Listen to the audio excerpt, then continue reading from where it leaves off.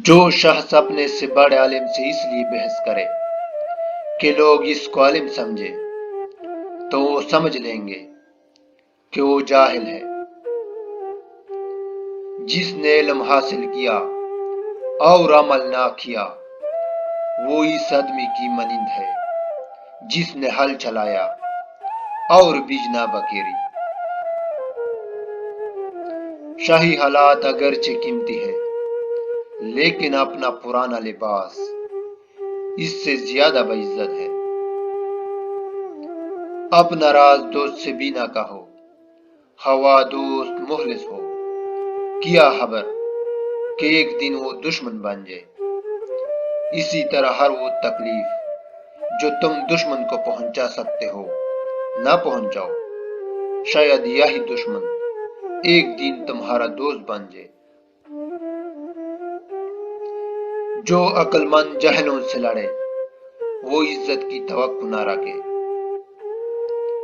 دانا کے پاس ایک دانہ نہیں اور جس کے پاس دانے ہیں اس کے پاس دانائی نہیں۔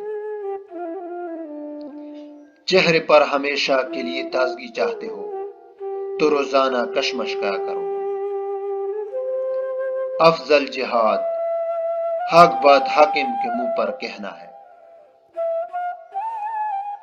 بہت جلد قبول ہونے والی دعا یہ ہے کہ انسان کسی غیر موجود کے لیے غائبانہ دعا کرے۔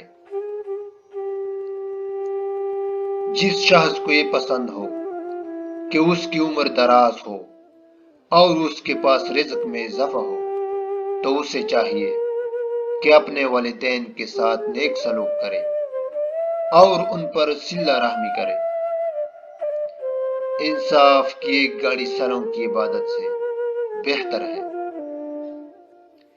ایک وقت ایسا بھی آئے گا جب لوگ گناہ پر فخر اور نیکی پر شرم محسوس کریں گے۔ درخت اپنا پھل خود نہیں کھاتے، دریا اپنا پانی خود نہیں پیتے، کیونکہ دوسروں کے لیے جینا ہی اصل زندگی ہے۔